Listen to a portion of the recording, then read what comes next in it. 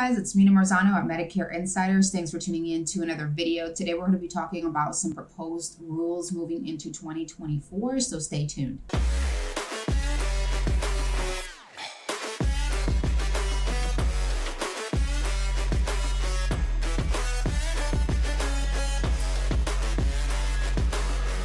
So CMS has put out some proposed rules moving into 2024, and I know that we just started 2023, but after the call recording thing that we had happen in 2022, we definitely know that it's best to get ahead of the curveball and to know things as much as we can in advance so that we can get prepared accordingly for these things that are definitely going to affect and change the way that we run our businesses. So I'm going to run through a couple of things, and there's definitely a few changes here that I want you guys to pay attention to and kind of start planning ahead for what that's going to look like. And even if you want to start implementing some of these now to start getting yourself acclimated to these changes for 2024, then by all means, go ahead and do that. But at least know that these changes are coming more than likely for 2024. In the category of lead generation, I have a few changes that are upcoming. The first one is going to be the SOA 48-hour rule. So if you remember, prior to 2018, scope of appointments were required to be signed 48 hours in advance to that first appointment. So 48 hours prior to your very first appointment with that person, you had to have that scope of appointment signed, meaning you can't get the scope signed right when you do the appointment. There was some verbiage in the rule prior to 2018 that said that you had to do this, or when it was practical or when it was practicable. That's going to be taken, that verbiage is going to be taken out of the rule moving forward, which kind of makes it definite that those scope of appointments need to be signed 48 hours in advance, and there really isn't a whole lot of leeway for us to not be doing that. So that's a major change for those of you who are getting scope of appointments signed right then and there when you are doing your appointment. You're going to have to start planning that a little bit better moving into 2024. Another rule that's going to be changing is the permission to contact time frame. So right now, if you have someone's permission to contact, whether you got a business reply card or you got something signed from them, that is pretty much indefinite in the time period when you can go back and contact that person. Moving forward, that time limit is going to be 6 months. So from the time that you get that business reply card signed to 6 months after that, you can no longer contact that person. That permission to contact has expired for you at that time. Of course, if you write a plan and they're now in your book of business, that's different. But if you don't actually get in touch with those people, then 6 months is going to be the cutoff date. So keep that in mind as well moving forward, that maybe if you're purchasing leads or if you're running events and getting, permission to contact cards, those are not going to last quite as long moving into the future. The next thing is the TPMO disclaimer that we saw this year. There are going to be some slight changes to that. So now we're going to be adding a list of the MA organizations or Plan D sponsors that we represent within that disclaimer. And we're also going to be adding the option or making our client aware that they can contact the state health insurance program in addition to Medicare.gov.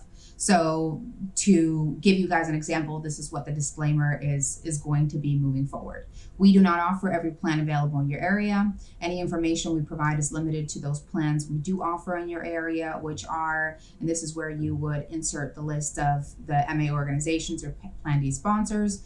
Please contact Medicare.gov, 1-800-MEDICARE, or your local state health insurance program to get information on all your options. So that's going to be the change for those of you who don't offer every plan. That's what the disclaimer is going to be. For those of you who do offer every plan in the area, they do have a disclaimer now, especially for you, but prior we did not have to state a disclaimer. If we offered every plan in the area, and now we have a special disclaimer just for us. which says we offer the following plans in your area. So insert the plans here. You can always contact Medicare.gov, 1-800-Medicare, or your local state health insurance program to help with plan choices. So in both cases, you are going to have to say this disclaimer. This does not seem to be like something that's going away. It's just a couple of things that have been added there, and stating all of the companies that you represent, and that SHIP at the end there, in addition to the Medicare.gov. So those are really the lead generation changes, the main ones that we're going to see moving into 2024. Moving into sales presentation rules. So defining what calls need to be recorded. There was a lot of back and forth this last year with what calls need to be recorded, what calls don't need to be recorded. CMS is specifying that calls that have to do with marketing, enrollments, and sales are the ones that need to be recorded, and any kind of follow-up or check-in calls or setting appointment calls do not need to be recorded. So that was kind of a little hazy in 2022. Moving into the next year, that's clarified. Calls with current clients for retention purposes do still need to be recorded, however. Also, CMS is specifying that calls that are completed through video conferencing do need to be recorded. So there was also kind of some back and forth on that. If Zoom calls and WebEx and Teams calls need to be recorded, yes, they do per CMS.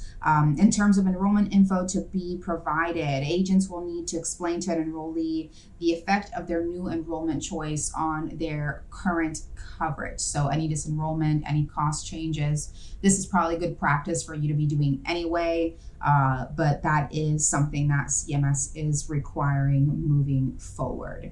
When it comes to educational events, agents will no longer be able to collect scope of appointments or beneficiary contact info or schedule future marketing appointments at educational events. So if you're running an educational events, a couple of things are going to change there with what you can and can't do. So keep that in mind. And all these changes are, remember, moving into 2024. So you don't have to start freaking out and putting these things into practice right now, especially some of these more drastic rule changes. But it's good to be aware that some of these changes are probably most likely coming into play in 2024. And then also the last one is that agents will be prohibited from holding a marketing event within 12 hours of that educational event in the same location. So the same building or a building adjacent, you cannot run a marketing event within 12 hours of having run that educational event in the same location.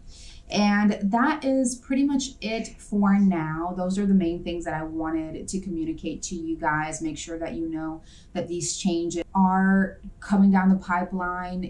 Next year, we do have some time to prepare, which is great, because when we had the call recording deal come out, we did not have a lot of time for preparation, and it really helps for us to wrap our mind around these changes, as well as make practical changes in our business and how we're doing things to ensure that we are doing things correctly moving forward. So I hope that this was useful. If you have any questions, which I'm sure this will raise a gazillion questions. If you have any questions, you can comment below. Our information is in the description of this video if you want to reach out to me directly.